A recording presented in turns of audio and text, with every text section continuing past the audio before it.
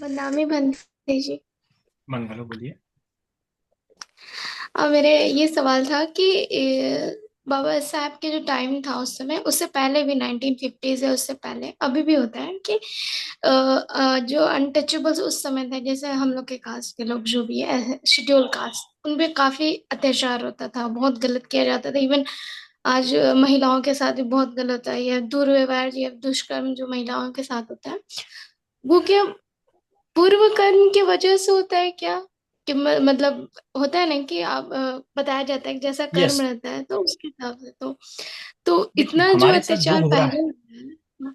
हम हाँ। जिस भी प्रकार का दुख भोग रहे हैं, वो हमारे पूर्व कर्म का फल है। पर ये आधा सच है। ठीक है। अच्छा। ये आधा सच हो जाता है। इसका प्रतिकार भी कर सकते हैं ना। सिर्फ मूर्खों समान सहना उस अत्याचार को, ये गलत है। बुद्ध के हिसाब से तो गलत है, बाबा साहब के हिसाब से भी गलत है। आप पे कोई अत्याचार है, अगर आप में सामर्थ्य, उसका प्रतिकार कीजिए। किसी के अत्याचार को सहना यह गलत है। चुपचाप रहिए, क्योंकि आपके पास फ्री हाँ, विल जो है। आपके अनटचेबिलिटी पास था मन है। वो, हाँ, जो अनटचेबिलिटी है उसमें भी ये भी जो प्रिजन दिए वो करता है काम उसमें ना। अनटचेबिलिटी का जो सबसे बड़ा रीजन है, जो चतुर्वर्ण का रीजन है, कि आप इस वर्ण में उत्पन्न हुए हो तो आपके पूर्वजन्म का कर्म है। ठीक है। ये ठीक है, याद है, ठीक है। हम्म। पर आप उससे निकल नहीं सकते, ये गलत बात है। बुद्ध मतलब वो प्रेजेंट की मतलब पॉसिबिलिटी को नष्ट कर देते हैं। बुद्ध कहते हैं कि आपके पास भले ही आपने पास्ट में कितने भी पाप कर्म क्यों ना किए हो, आपके पास वर्तमान में सुधारने के लिए पूरे चांसेस है। दिस थिंग है जो बुद्धिज्म को सबसे अच्छा बनाती है। बुद्ध कहती है कि आप भले ही ब्राह्मण कुल में, शुद्ध शुद्ध कुल में पैदा हुए होंगे, पर आप कर्मों से ब्राह्मण हो सकते हैं। है ना। तो ये एक अच्छी बात है बुद्धिज्म, और यही बात करना बुद्ध को, व्यवसाय को बुद्ध बहुत पसंद है। धन्यवाद मनते जी, साधु साधु साधु। और प्रश्न है, बट एक ही पूछ सकते हैं ना। नेक्स्ट। जी, आप हाँ। फिर से हैंड रेज कर सकते हैं निशा जी। अगर कोई ठीक है, हैंड थैंक रेज नहीं होगा तो फिर से हैंड रेज कीजिए जी। राजन जी, अपना माइक अनम्यूट कीजिए प्लीज। बंदा में बनते जी। मंगल। बनते जी, मेरा प्रश्न ये है कि जैसे हम उपोषद हमने रखा हुआ है और उसमें गलती से कोई शील टूट जाता है, जैसे उदाहरण के लिए कि हमने गलती से कठोर वचन बोल दिया किसी को, तो क्या वो फिर हमारा अष्टशील। आवाज आ रही है बनते जी? आवाज नहीं आ रही है। आवाज नहीं आई। अभी आ रही है आवाज? हाँ। बनते जी, मेरा प्रश्न ये है कि जैसे बनते जी अष्टशील रखते हैं ना, उपोषद उपोषद व्रत जो रखते हैं, उसमें अगर कोई शील गलती से टूट जाता है, जैसे उदाहरण के लिए कि कठोर वचन हमने बोल दिया गलती से, तो बनते जी, तो क्या वो अष्टशील टूट जाता है या उसका पाप लगता है? सिर्फ वो शील टूट जाता है। ठीक है। और पाप, ऐसा कोई बड़ा पाप नहीं लगता है। पर पाप, पाप इन द सेंस आप ऐसा नहीं बोल सकते कि पाप नहीं लगता है। वो कैसा हो जाता है कि एक से पछतावा भी होता है, वही बहुत हानिकारक हो जाता है। तो आपको उसको रिपेंट करना चाहिए, क्षमा याचना करनी चाहिए उसके लिए। चील टूटते हैं ऐसा नॉर्मल कंडीशन में, इसलिए आपने, अभी मेरे यहाँ पे कैसा होता कि जब मेरे बच्चे शील लेते थे, जब मैं नागपुर के बिहार में था, तो वो लोग जब शील लेंगे तो क्या करेंगे, पूरा दिन बिहार में आके बैठ जाएंगे, चाहे शील टूटे ही ना। है ना। तो ये जी। आपको पता होना चाहिए, जो हम कहते हैं ना सती संप्रजन्य योनिसो मनसिकार, क्योंकि पता होना चाहिए क्या क्या कंडीशन में मेरा शील टूट सकता है। मैं यहाँ पे रहूंगा तो मेरा शील, तो अपने आप को रूम में बंद कर दो, या फिर ऐसी जगह पे रहो। है ना। आपको जी। पता होना चाहिए कि मैं अगर इस व्यक्ति से बात करूंगा, मेरा शील टूटेगा। तो यह डेवलप, आपको अपना जो सती है उसका डेवलप करना पड़ेगा, संप्रदाय से डेवलप करना पड़ेगा। क्योंकि शीलों को संभालना मतलब क्या, संवर करना और माइंडफुल होना। तो वही अगर आपका शील टूट रहा है तो इसका मतलब आपका सती प्रॉपर नहीं है। आप कह रहे हैं प्रमाद में हो रहा है। समझ गए। टूटेगा तो ऑफकोर्स दोष लगेगा, पाप लगेगा। और फिर बनते जी वो उपोषद भी मान्य नहीं होगा? नहीं नहीं, उपसत मान्य होगा ना। मान्य होगा। उपसत मान्य होगा। जो टूटा सिर्फ उसी का दोष लगेगा, लेकिन बाकी शीलों का फल मिलेगा ना। अच्छा अच्छा। ठीक है बनते टूटा जी। फिर से ग्रहण करो वो शील, भा टूटा संकल्प लो, फिर से ग्रहण करो। अच्छा। ठीक है। ठीक। ठीक है बनते जी। साधु साधु साधु। दीक्षा जी, अपना माइक अनम्यूट कीजिए।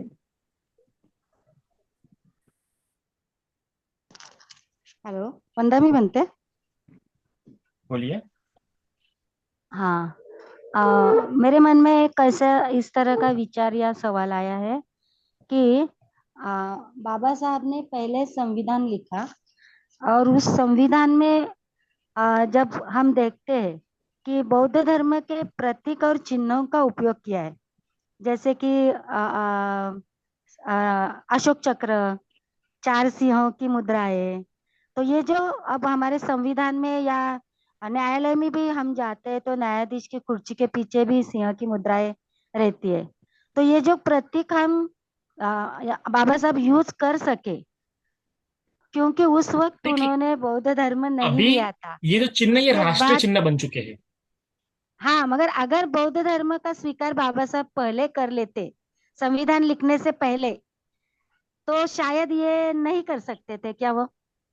नहीं कर सकते थे। वो 33 और ये 35। चिन्ह ऐसे स्वीकार नहीं हुए ना, हाँ। इसके लिए बकायदा डिबेट्स हुए हैं, है ना।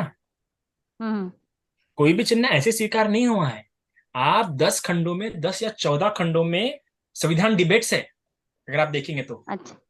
अच्छा। हर एक लॉ पे डिबेट हुआ है। इन लोगों का लगता है मूर्खों का अभी पे। हर एक इस पे डिबेट हुआ, ऐसे नहीं हुआ। बाबा साहब ने कोई भी, अगर बाबा साहब ने पहले संविधान लिखा, मसौदा तैयार हाँ। किया, फिर वो सभी स्कॉलर्स के आगे रखा गया, और उस समय में पार्लियामेंट में पूरे के पूरे वकील थे, अच्छे स्कॉलर पसंद थे उस समय के सभी सभी।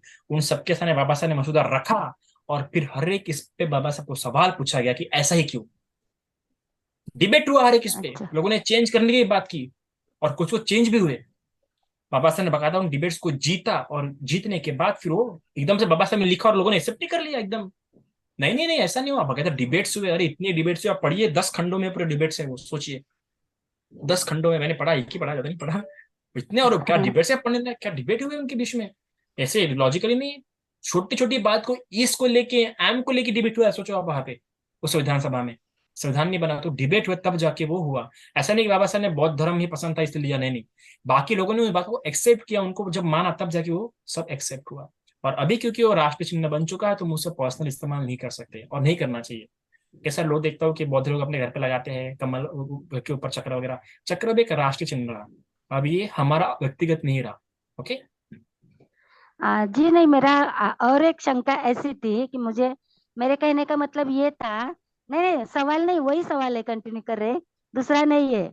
मेरे कहने का मतलब ओके। ये था बनते जी, कि अगर उस वक्त बौद्ध धर्म स्वीकार किया होता तो एक धर्म के प्रतीक हो जाते। अभी जो स्वीकार किए वो तो एक हमारे एक संस्कृति के या भारत की धरोहर के रूप में स्वीकार किया। और अगर धर्म स्वीकार किया होता तो हमारे संविधान में तो सर्वधर्म समभाव है, तो वो बौद्ध धर्म के प्रतीक हो जाते थे उस वक्त। ऐसा मेरा विचार या मेरे मन में विचार आया, नहीं, आ रहा नहीं है। हुए, हाँ। नहीं हुए, ऐसा नहीं है। नहीं हुए। अच्छा। क्योंकि असमान अशोक को आगे रख के स्वीकार किया गया था वो, क्योंकि उसने पूरा सम्राट भारत अशोक को, अकेला बनाया हाँ। था ना। Okay okay okay. ठीक है, थैंक यू बनते जी। वंदा में। सुरेश जी अपना माइक अनम्यूट कीजिए प्लीज। वंदा में बनते जी। मंगलो बोलिए। हेलो। मेरा आवाज हाँ आवाज मंगलो। सुन रहे? जी जी। हेलो। हाँ जी जी। आपकी आवाज आ रही है सुरेश जी। हाँ, ओके ओके। वंदा में बनते जी। आज का मंगलो। आपका बहुत ही अच्छा रहा, बहुत ही प्रेरणा, बहुत ही पुराने जो नई नई चीजें बहुत सारी पता चली। और इतना ऐसा मैंने आज तक नहीं सुना है। और रियली जो भी भ्रांतियां है, आपने क्लियर कट यानी उसका बराबर से खंडन करके आपने बहुत अच्छे तरह से समझाया है। पर उसपे ये मेरा भी ये ऐसे लगता है कि जैसे लोगों में ना, आज भी मैं देखता हूँ, और बराबर पढ़ते ही नहीं पढ़ते पता नहीं, लेकिन जो पुनर्जन्म है, तो पुनर्जन्म में अभी भी बहुत भ्रांतियां है। अच्छे अच्छे पढ़े लिखे लोग भी नहीं मानते, रियली नहीं मानते। पता नहीं क्यों ऐसा है। तो ऐसा क्यों होता है? मैं उनको मैं भी बताने की कोशिश करता हूँ कि नहीं ऐसा है, बाबा साहब ने जो बुक में क्लियर कट लिखा है, तो वो तो आप पढ़िए ना, समझिए ना, पर नहीं, वो नहीं समझते। सर दूसरी बात यह है कि जैसे मैंने एक मेरे मित्र ही है, उनके गले में उन्होंने क्या किया है, भगवान बुद्ध का लॉकेट डाला है। तो वो, मुझे लगता है वो तो उचित नहीं है, क्योंकि हम इतने महान व्यक्ति को हमारे गले में डालना, ये क्या उचित है? बस मुझे यही सब पूछना। देखिए, श्रद्धा ये जो है श्रद्धा का विषय हो जाता है, ये एक श्रद्धा का क्षेत्र आ जाता है। तो कोई अपनी श्रद्धा कैसे भी प्रकट कर सकता है बुद्ध के प्रति, इट्स अ सब्जेक्टिव मैटर और ऑब्जेक्टिव मैटर। श्रद्धा अर्पण करने के लिए आप पूरी फ्री है, ये बुद्ध में सबसे अच्छी बात है। ऐसा नहीं कि थोड़े से विटाड़ लागला, हे तुम्ही अपमान केला बुद्ध, अपमान केला दे दे असा बुद्ध मन नहीं है। बुद्ध के प्रति आप अपनी श्रद्धा कैसे भी प्रकट कर सकते हैं, जब तक विनयों का उल्लंघन नहीं होता है। विनय अच्छा भिक्षु के लिए है ना, अच्छा। जब तक हाँ विनयों का हाँ। उल्लंघन नहीं होता, और विनय तो पूरे भिक्षु के लिए तो टेंशन नहीं है, तो आप यदि श्रद्धा है, पर जब बुद्ध का लॉकेट गले में पहन रहे हैं तो इस बात का ध्यान रखिए कि उसी का आधी गर्दन या ऐसा नहीं होना चाहिए, बुद्ध की पूरी बॉडी होनी चाहिए। इट नहीं, इट आधे नॉट द कर दे। Decorative piece. हाँ ओके। और दूसरी बात, हाँ। श्रद्धावान हुआ तो कभी कभार वो लॉकेट से रोक देता है कि नहीं यार गले में लॉकेट और ऐसे काम करने जा रहा हूँ, अगर श्रद्धा उसकी अच्छी है तो ही शुड, अगर वो पहन रहा है तो उसको जिम्मेदारी हो कि मेरे गले में ये है, मैं ऐसे कैसे काम करूँ, कर सर है ना। मन मेरा ये, हाँ मेरा सर यही बोलना था कि एक तो जैसे आपने बताया कि जैसे मैं देखता हूँ तो आधा बुद्ध रहता है, यानी गले तक बुद्ध रहता है। अच्छा, दूसरी बात जैसे आपने बोला अभी, जैसे इतने बड़े महान व्यक्ति हमने गले में टांगना इतने इनको, तो ये तो उचित, मुझे तो नहीं लगता उचित है। और दूसरी आप जैसे श्रद्धा, ठीक है श्रद्धा है, परंतु अभी जैसे जो कम से कम डालेगा तो उसने तो 100%, मैंने 100% इसका पालन करना चाहिए अपने शिलों का। सर वो तो सर तो नहीं होता, इवन उपनिषद भी पालन नहीं करते सर बराबर, तो ये कैसे हो सकता है। और सर मैंने देखो, मेरा अभी मैं तो बताना नहीं चाहता था, पर मेरा एक्चुअली आज 12, मैं भी उपनिषद पकड़ता हूँ, आज आज का मैंने पकड़ा है। पर सर जब मैं कोई काम में व्यस्त था, 12:10 हो गए, मिसेस मेरी बोले थे अरे आपका तो, मैंने बोला छोड़ दीजिए अभी, आज खाना नहीं खाऊंगा मैं। तो मैंने खाना नहीं खाया, और शाम को तो नहीं खाऊंगा। तो जूस ले इसीलिए लीजिए, मैंने सोचा जूस। हमने आज, हाँ ना जूस तो मैं लूंगा। अच्छा, मैं सब दूध ले सकता हूँ क्या? नो, दूध नहीं। हाँ ठीक है एसिडिटी ठीक की है प्रॉब्लम ठीक होंगी आपको, एसिडिटी की प्रॉब्लम हो जाएंगी। है। Yes yes. दूध बहुत अच्छा गर्म अच्छा, होता है मैं भूखे तो पेट। दूध, कॉफी, दूध और काली चाय। हाँ हाँ। ओके। अच्छा। बाकी नारंग हाँ पानी आप हाँ। ले सकते हैं। सर मैंने पर काली चाय तो लिया था अभी, मैंने 1 डेढ़ घंटा पहले। किडनी पे असर होता है बरो, खाली चाय अगर आप अच्छा भूखे अच्छा। पेट लेते हैं ऐसे, किडनी पे असर होता हाँ है। हाँ। अच्छा ठीक, मैं ध्यान रखूंगा ये। अच्छा, पर जूस पी सकते हैं। Okay okay. थैंक यू, धन्यवाद धन्यवाद। पूर्णिमा जी माइक अनम्यूट कीजिए। वंदन भंते जी, हाँ, आज के धम्म देशना के लिए बहुत बहुत साधुवाद। बहुत अच्छी थी, अद्भुत थी धम्म देशना। पर मेरा क्वेश्चन, क्या मैं क्वेश्चन पूछ सकती हूँ बंते जी आपसे? बिल्कुल बिल्कुल अनुमति बिल्कुल। चाहती हूँ। और मेरा क्वेश्चन है, हम जब बुद्ध पूजा पाठ करते हैं उसमें जो धातु वंदना आती है,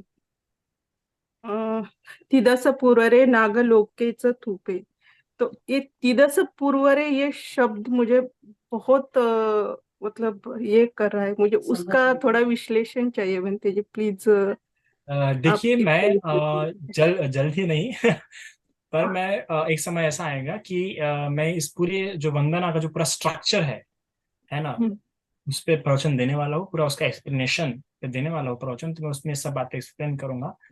अभी तिदस पूर्वरे नागलोकी जो, जिन पे 2 मिनट देखने दीजिए। तो फील होता है ना बनते जी, हम जब वंदना करते हैं तो मीनिंग का फीलिंग आ जाता है, तो मैं तो वो बोला श्रद्धा। स्पीड में बिल्कुल भी नहीं बोलना चाहिए, थोड़ा नहीं, सुर फीलिंग लगा के फीलिंग बोलो। के साथ, फीलिंग मतलब उसका अर्थ मालूम होता है तो वो फीलिंग आ जाती है। जैसे आप मेरा आपका इसका मीनिंग समझ रहे हो, तो वैसे ही वो पाली में है ना, तो उसका तिदस मीनिंग समझ में पूर्वरे आता है तो। नागलोकी से, ठीक है। कहाँ पे है वो? बुद्ध कहाँ धम्मच पे? संग सुगत तनुभव धातु धातु गुप्ते लंकाए लंकाई जम्बुदीपे तिदस जम्बूद्वीपे पूर्वरे। नागलोके नागलोक पे सभी बुद्धों के स्वरूप संपूर्ण 10 दिशाओं के लोम आदि हेतु संबंध ने, वैसे 10 प्रकार के बुद्ध, क्या सॉरी, लंका जम्बूद्वीप तिदस पूरा है जम्बूद्वीप, हाँ, कि द इसका तो स्वर्ग लोक बताया गया है, पर मुझे लगता नहीं इसका स्वर्ग लोक अर्थ होगा। ती दस पूरा, पूरा। देखना पड़ेगा मुझे इसका अर्थ। इसका नॉर्मल अर्थ ठीक तो है। स्वर्ग लोक बताया गया है, पर मुझे देखना पड़ेगा। अपनी चित्रा जी के चित्रा जी चित्रा नहीं है क्या? जी, चित्रा जी अगर बाहर आप हो गए। तो प्लीज, नहीं चित्रा जी नहीं है, चित्रा जी नहीं है। हाँ तो उनको पूछना चाहिए था सीधे से पूरे वर्ग का, उनका टीचर को देखना पड़ेगा, क्योंकि मुझे भी इसमें तो स्वरलोक बताया गया, पर ये शब्द के हिसाब से लग रहा कि इसका स्वरलोक होंगे। लंकाय जम्बूदीपे तिदसपुरवरे तिदस नागलोके च पूर्वे नागर धूपे। लोके तो जहां जहां पे भगवान बुद्ध जो धातु है ना, कहाँ पे बुद्ध हम्म। धम्म च संग सुगत तनुभवा धात ओ धातु गब्बे। तो भगवान के जहां जहां धातु है, जैसे कि एक लंका है, लंका में था, ठीक है, जम्बूद्वीप पूरे भारत में है, तिदस पुरवरे, तो मेरे ख्याल से ये देवलोक में पर्टिकुलर कोई जगह होंगी, उस स्थान में होंगे ये, क्योंकि देवलोक में भी थे, ठीक है ना। तो देवलोक के एक पर्टिकुलर किसी लोक में अ, वो जो है उसके लिए दर्शाया गया ये तिदस पूरे। और नागलोक, नागलोक में भी था, क्योंकि एक नाग ले गया था, बाढ़ आई थी कहीं तो भी, तो वहां से वो ले गया था भगवान की धातु। तो ये चार जगह भगवान की धातु है, तो उसमें जी से बनते जी। लंकाए, जम्बूद्वीप, तिदस पूरे वाले भी एक स्थान ही है, और नागलोक, ये चार स्थान, उन चारों स्थानों जी को वंदन कर रहे हैं। जी बनते जी, बहुत अच्छा। साधु साधु साधु, वंदन बनते। राजन जी अपना माइक अनम्यूट कीजिए प्लीज।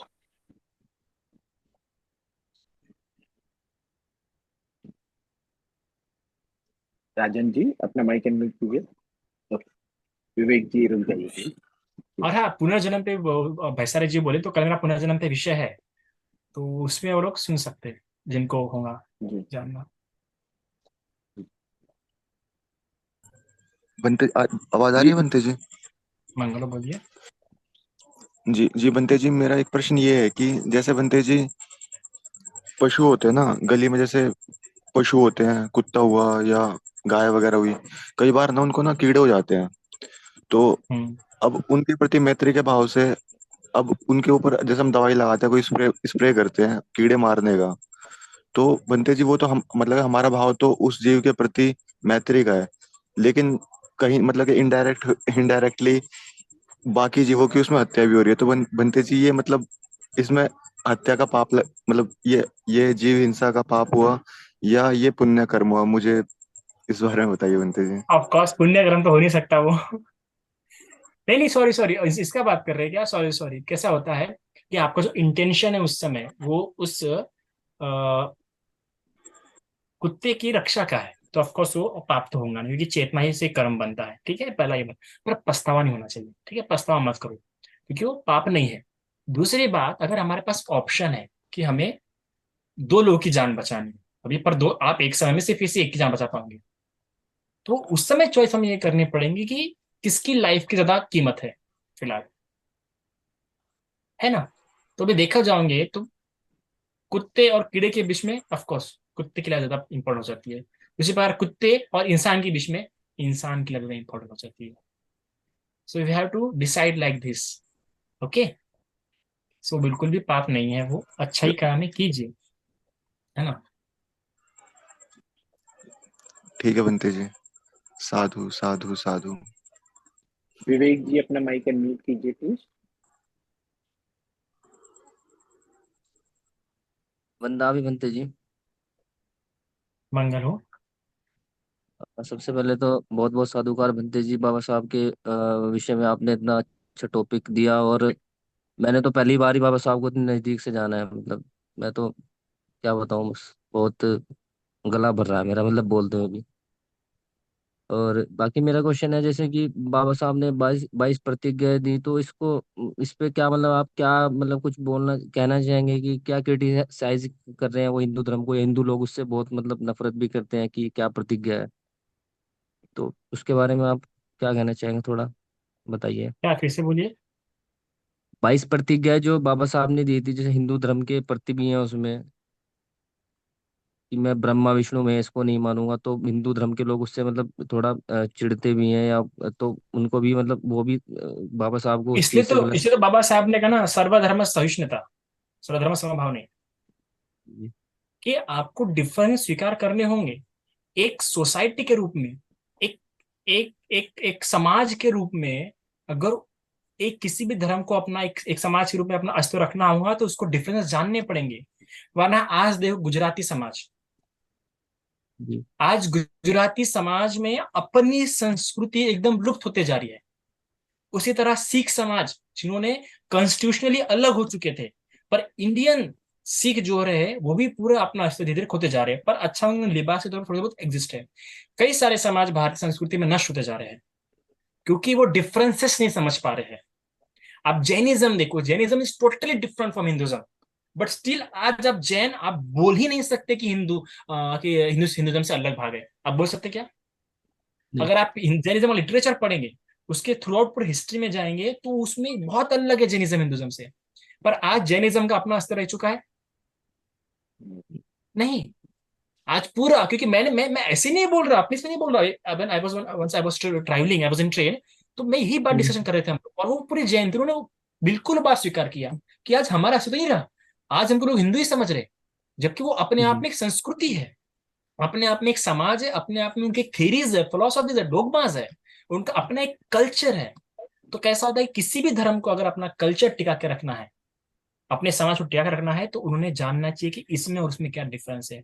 तब जब बाबा साहब ने जब ये धर्म दिया, तब लोगों को डिफरेंस पता नहीं थे। तब कई सारी बातें लेके फैली थी, जैसे बुद्धिज्म को लेके वगैरह वगैरह। तो उसको वो अंतर बताने के लिए देखो रे बाबा, ये ये जो इंस्ट्रक्शन है, ये किस लिए दिए है? ये स्पेशली उन लोगों के लिए दिए है, उन दीक्षित लोगों के लिए दिया है, बाकी हिंदू लोगों के लिए नहीं दिया है ना। It is the matter of their personal और इंटर रिलीजियन, उनके धर्म के अंदर की मामला है। जो बाकी जो धर्म के लोग हैं, उन्होंने इसमें प्रवेश नहीं करना चाहिए। हर धर्म में, हर धर्म में, ऐसा कोई धर्म देखता मैं, हर धर्म में उनके धर्म को बचाने के लिए ऐसी बातें दी गई है। चाहे वो इस्लाम, हिंदू धर्म में क्यों ना हो, हिंदू धर्म में भी क्या है ना, परधर्म भयावह बोला है। एम राइट जी विवेक सिंह जी? जी राइट राइट और भी ऐसी कई सारी बातें दी गई है कि नरक में जाऊंगे अगर इस धर्म में जाऊंगे, उस धर्म में जाऊंगा, तो दिया है उसमें भी, मानोगे? जी जी तो ये उनके इंटरनल इंटरनल इंटरनल मैटर है उनका, हम उसमें इंटरफेयर नहीं कर सकते, क्योंकि हर धर्म को अपने लोग बचा के रखने हैं, है ना, अपना जी ऐसा बना के रखना है। तो ये उनका इंटरनल, मुझे लगता है कि बाकी लोगों ने इसमें इंटरफेयर नहीं करना चाहिए।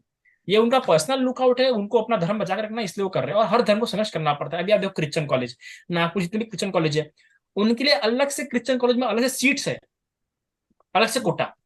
आप उधर जी ही नागपुर में एक आता है पूरा सिंधी कॉलेज है, उसमें सिंधी के लिए अलग से कोटा है। उधर नागपुर में कुछ मुसलमान कॉलेज है, तो उसमें मुसलमान लोग के अलग से कोटा है। जी मतलब इधर अलग सीट के लिए हम लोग अलग एग्जाम देते, वो अलग, पर वो कोटा उनके लिए अलग रहता है। क्यों? जी तो क्या जी गलत है क्या? ये बिल्कुल गलत नहीं है। हर धर्म को अपने आप को बचाने के लिए ऐसे कुछ ना कुछ करना ही पड़ता है, वरना वो जी आगे जाके क्या हो जाएंगे, नष्ट हो जाएंगे। और ऐसे कैसे धर्म हैं जो नष्ट हो चुके हैं, जी सिर्फ जी उनके नाम आते रह चुके हैं। वो जरूरी है। बस अगर किसी को लगता है बुरा, तो उन्हें जानना चाहिए। इसलिए बाबा साहब ने कहा सर्वधर्म सहिष्णुता। जैसे बाबा साहब कहते हैं कि आप जानो कि उनका इंटरनल मैटर है, वो इंटरनल मैटर ना बोले कि भाई मैं इन सबको नहीं मानूंगा। तभी तो अभी आप इस्लाम में देखो कि जब इन्हीं बातों को मानोगे, तभी आप इस्लाम हो जाते हो। हिंदू में भी ऐसा है कि जब आप ऐसे ऐसे बातें मानो, तभी आप हिंदू होते हो। तो वो क्राइटेरिया है to being a Islam, to being a Buddhist, to being ये। और वो इंटरनल मैटर है। अगर आपको पसंद नहीं, तो आप to being a human, Salman Khan. जी बंदे जी, एक्चुअली में राजनेता रतन अम्बेडकर जी ने भी जो दीक्षा दिलाई थी, मतलब लोगों को इस पे 22 प्रतिज्ञा दिलाई, तो उसी से मेरा क्वेश्चन बना था, क्योंकि वो वहाँ के एक मंत्री, वो भी उनको भी मतलब आपके जो मंत्री थे उनको भी निकाल दिया था इस चक्कर में, तो इतना क्रिटिसाइज हुआ पूरे इंडिया में, मीडिया ने उसको इतना उछाला कि अब ये ये तो बात हिंदू धर्म को। देखो, इसमें उनकी एक गलती थी कि वो राजनीतिक प्लेटफॉर्म से बोल रहे थे। हमें पता होनी चाहिए कि कौन से प्लेटफॉर्म पे कौन सी बात बोलनी चाहिए। दैट वो एक अच्छा ओरिएटर है। हर जगह आपको सच नहीं बोलना है ना। Okay, that is a thing. इसलिए इसलिए स्वामी विवेकानंद जी की ये बात सबसे अच्छी है, he was one of the greatest orator in Indian history. Swami Vivekananda one of the greatest orator.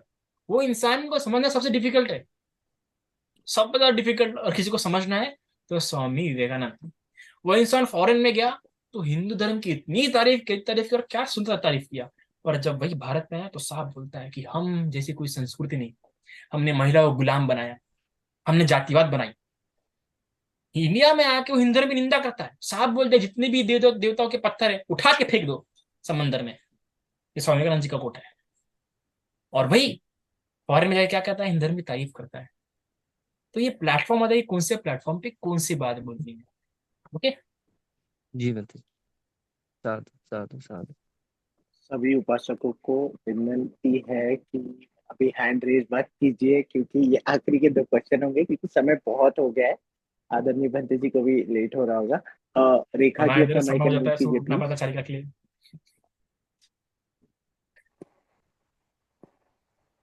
Thank you Bunty. बहुत बहुत साधुवाद आपका, आपने इतने अच्छे विषय पे प्रकाश डाला और बाबा साहेब के प्रति और भी श्रद्धा जो है वो कृतज्ञता गहरी हो गई है। इसके लिए बहुत बहुत आपका धन्यवाद। और हाल ही में आपको सुन रही हूँ, मेरा बस एक छोटा सा क्वेरी था। जब अगर बाबा साहेब रहते, क्योंकि उन्होंने मिशनरी की बात की थी, तो अगर वो रहते तो वो मिशनरी पे कैसे काम करते और हम सब मिलके उस पे अब कैसे काम कर सकते हैं? देखिए, बाबा साहब ऑफ कोर्स एक मिशनरी बनाते और वो एक भिक्षु को सौंप देते कि वो कंट्रोल नहीं रखते, है ना। और ऑफ कोर्स एजुकेटेड भिक्षु देखते वो सबसे पहले। बाबा साहब का मिशनरी बनाने का इच्छा था कि वो एक एजुकेटेड भिक्षु दे सके समाज को। मिशनरी किस लिए था कि ताकि वो एजुकेटेड भिक्षु दे सके, ये उनका इंटेंशन था। हम दे पा रहे हैं क्या? हम कितने ऐसे भिक्षु को सपोर्ट कर रहे हैं एजुकेशन के लिए कि आप एजुकेशन कर रहे हैं, आप जाइए हम देंगे आपको सपोर्ट? कितने भिक्षु को है? हमको अगर सपोर्ट करना है तो हमें पहले एक एजुकेटेड, अच्छा वेल लिटरेड क्वालिफाइड मंक तैयार कीजिए। वो अगर तैयार होकर आ गया ना, वो खुद ब खुद में इतना सामर्थ्य आ जाएगा कि वो अच्छी समाज को अच्छी मिशनरी खड़ी कर देगा। चाणक्य का एक बहुत प्यारा कोट है कि धनानंद, मुझे तेरी भीख की जरूरत नहीं है। धनानंद, मुझे तेरी भीख की जरूरत नहीं है, मैं गुरु हूं। अगर मेरी शिक्षा में सामर्थ्य होगा तो मुझे पालने वाला शिष्य मैं खुद खड़ा कर दूंगा। ये बात है। आज आप देखिए, आज अभी आ रहे हैं ना, आज भंते गुरानंद जी आ रहे हैं, उन्होंने देखिए अभी अभी उनका मॉनेस्ट्री का काम शुरू हो जाएगा, है ना। हमें क्या करना है कि हमें देखना है, उस मंग को सपोर्ट करना है। पर हमारे पास ऐसे भिक्षु तैयार नहीं हो रहे, बाहर से पढ़ के नहीं आ रहे, और जो भिक्षु बाहर पढ़ रहे बाहर पढ़ने जा रहे हैं वही रहना पसंद कर रहे हैं। क्योंकि आज इंडियन मेंटेलिटी ऐसी है कि मुझे अभी ऐसी कि 4-5 दिनों की, अभी मैं भी क्या बताऊं अभी आपको मेरे बारे में, कि 2 दिन मेरे साथ ऐसी घटना घटी है कि मुझे लग रहा है कि it is better to live in Thailand, to don't go back in India. मुझे ऐसा लग रहा है, क्योंकि इंडियन मेंटेलिटी ऐसी है कि हम नहीं कर सकते वहां पे काम। We have to change. वहां पे एक ऐसा है कि अगर हम कुछ सीखना चाहते हैं तो अगर उनके विरुद्ध में होगा तो तिथे तसा होत असणार, इथे तसा नाही चलणार, है ना। यानी भंती जी को पोस्ट कर दे। एक हमारा जो कमांड है कि भंती ने बोला होगा तो उनको सही होगा। बुद्धिज्म को लेके जो भी कुछ होगा, हमने हमारा लास्ट रीजन किसका होना चाहिए? मन भंते का होना चाहिए। हमारे तो ऐसा नहीं, हम हमारे चॉइस के हिसाब से करना पसंद करते, तो ये सबसे बड़ी बात है। तो ये 2 बातों का ध्यान रखिए। Please train a well train monk, उसको सपोर्ट कीजिए, और भिक्षु के कथन को आखिरी कथन मानिए, अपनी राय मत दीजिए उसके ऊपर। हमारे यहाँ पे क्या होता है, थाईलैंड में भी ऐसा होता है कि हमें अगर अगर बंदे ऐसा बोलते ना, ऐसा हाथ भी दिखा दिया तो हमको आगे नहीं बोलना, हमको चुप रहना है। फिर हमारे कितने भी इमोशंस ना होंगे, हम कितना भी बुरा, हमें क्यों ना बात लगी होंगी, बस। अब कोई कितना भी, अगर हम अपना आइडिया तक नहीं दे सकते बड़े बनते को, आइडिया भी नहीं, हमें लग रहा है कि बनती है शॉर्टकट वे, ये करो, नहीं हम नहीं बोल सकते, हम बोलते भी नहीं, हमको इतनी हिम्मत भी नहीं होती है। आप नागपुर में देखो या कहीं भी देखो इंडिया में, लोग अपना आइडिया देना चाहते हैं, और यही ये आइडिया देने की बात से कई सारे जो विवाद है ये सब है। Don't give idea, give your support. Okay ना। आप सपोर्ट दीजिए, बनते खुद ब खुद आपको आइडिया मांगेंगे, खुद के आइडिया मांगते हैं। तो ये थिंग समझिए। ओके। ऋषिकेश कामले जी अपना माइक अनम्यूट कीजिए प्लीज। वंदना बनते जी, मांग करो। आवाज आ रही है? आ रही है बस। हाँ, मैं बस वो विवेक जी ने प्रश्न पूछा था उसके बारे में बताना चाहता हूँ थोड़ा कि मतलब उन्होंने कहा था कि 22 प्रतिज्ञा के बारे में।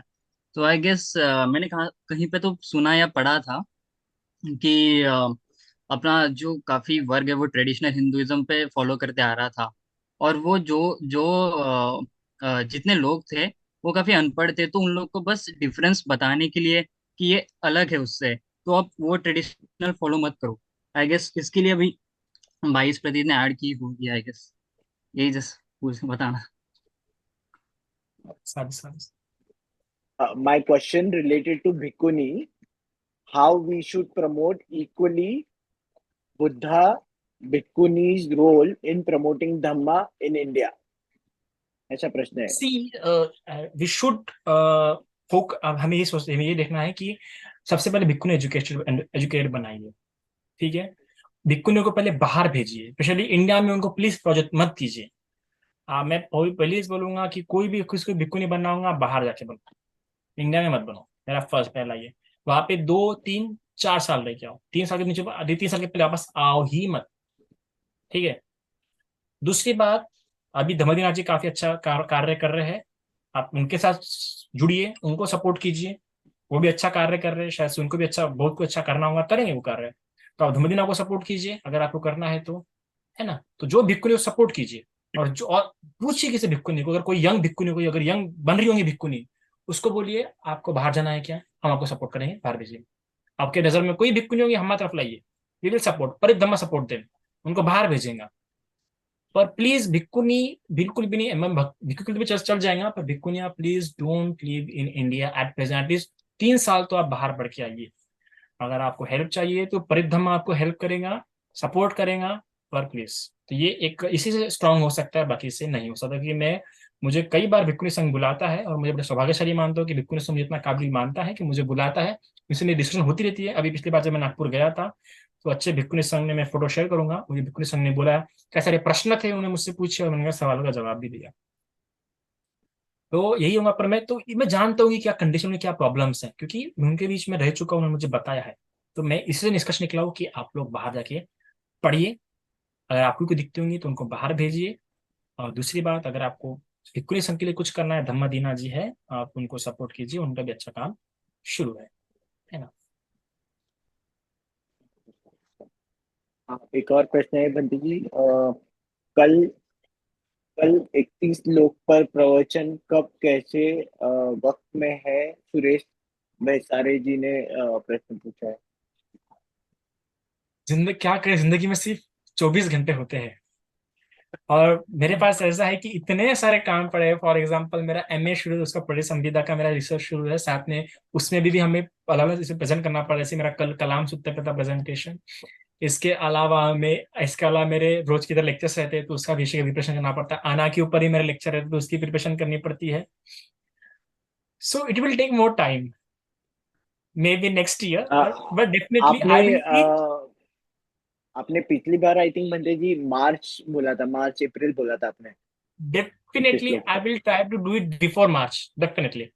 ओके, पर मैं इसे पूरा डेप्थ में पढ़ाना चाहता हूँ, क्योंकि देखो 31 श्लोक में शॉर्ट में बता सकता हूँ, ये 31 श्लोक है ये, पर मैं उसको डेप्थली बताना चाहता हूँ, क्योंकि अभी तक किसी ने बताया नहीं डेप्थली, है ना। So that's why it will take time. अगर आप अच्छा सुनना चाहते हैं तो प्लीज पेशेंस में।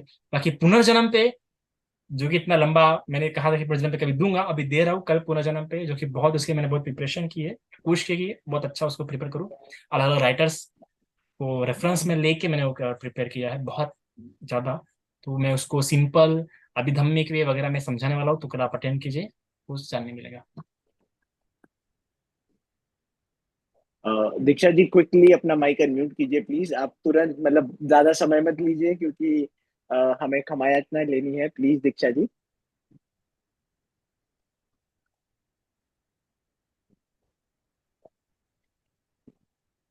दीक्षा जी, ओके, दीक्षा जी नहीं है शायद, शायद वो तुम्हारी वाइफ है फोन के पास धम्मदायक? है। जी आदरणीय बंटी जी, क्या कह रहे हैं धम्मदायक, आप? धम्मदायक, हाँ यहाँ पे जुड़ा है ना। हाँ, एमजी है, एमजी भी है। मुझे धम्मदायक नाम बहुत पसंद है, बहुत ही प्यारा नाम है धम्मदायक। वो अशोक सम्राट का इसको लेके जो क्रेविंग था ना, तब से मेरा वो शब्द के प्रति एकदम अलग ही अटैचमेंट हो गया है। इतना सुंदर शब्द है वो वो अशोक सम्राट ने जिसकी इतनी व्याकुलता थी उसको ये बनने के लिए, बाप रे, रियली। शायद से आपका आने वाले समय में जरूर बनोगे आप धम्मदायक, है ना।